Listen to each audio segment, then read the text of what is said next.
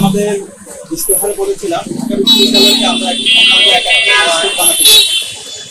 বিশ্ববিদ্যালয়কে যদি পূর্ণাঙ্গ একাডেমিক ইনস্টিটিউট করতে চাই, সবার আগে আমাদের বিশ্ববিদ্যালয়ের যে পরিবেশ, সেই পরিবেশটাকে নিশ্চিত করতে হবে, সেই পরিবেশটা নিট অ্যান্ড ক্লিন করতে হবে। সেই জায়গা থেকে আজকে ঢাকায় দক্ষিণ সিটি কর্পোরেশন যে অসাধারণ উদ্যোগ হাতে নিয়েছে এবং ডাকসুর সাথে সমন্বয় করে আমরা যে উদ্যোগ আজকে শুরু করছি, সেটি একটি অসাধারণ উদ্যোগ।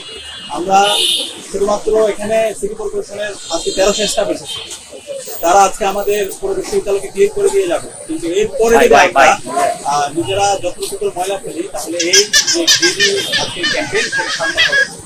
সানবিট সব দিবে সামাল। সানবিট ম্যাজিক প্রেস ডিশওয়াশিং এর মাথা ঘোরানো সলিউশন। আমাদের মধ্যে অ্যাওয়ারনেস তৈরি হবে, আমাদের নিজেদের সিভিক এডুকেশনটা আমরা সঠিকভাবে প্রয়োগ করতে পারবো। ইতিমধ্যে আমাদের সম্মানিত সচিব এবং দর্শক বলেছেন, আমরা অন্যদের দেখতে পাই প্রত্যেকটা বিশ্ববিদ্যালয় নিট অ্যান্ড ক্লিন, এবং বিশ্ববিদ্যালয়ে যারা অভিযোগরা আছে, স্টাফ, শিক্ষার্থী, ছাত্র, তারা বিশ্ববিদ্যালয়কে নিট অ্যান্ড ক্লিন রাখার জন্য তারা সবচেয়ে বেশি দায়িত্বশীল আচরণ করে। যে কোনো ময়লা ডাস্টবিনে ফেলা, নিজেদের করিডোর পরিষ্কার রাখা, নিজেদের রুমগুলো পরিষ্কার রাখা, সেই ক্লিননেসের একটা প্রচুরতা আমরা দেখতে পাই।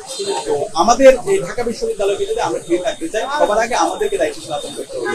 সেই জায়গা থেকে আমরা সবাইকে অনুরোধ করবো বিশ্ববিদ্যালয় শিক্ষার্থীদেরকে আমরা নিজেদের সেলফ অ্যাওয়ারনেস যে বিষয়টা আছে সেটা যেন আমরা নিজেরা ধারণ করি, এবং একই সাথে আমাদের যে উদ্যোগ, সেই উদ্যোগটা আমাদের জারি থাকবে।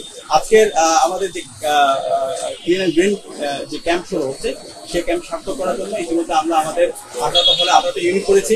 এর বাইরে বিশ্ববিদ্যালয়ে আমাদের ফ্যাকাল্টি এবং আমাদের বিভিন্ন যে প্রাঙ্গণগুলো আছে সেগুলো শুরু করার জন্য আমাদের অনুমতি আমরা আশা করছি একদিন শেষ পর্যন্ত আমরা সবাই একসাথে কাজ করবো।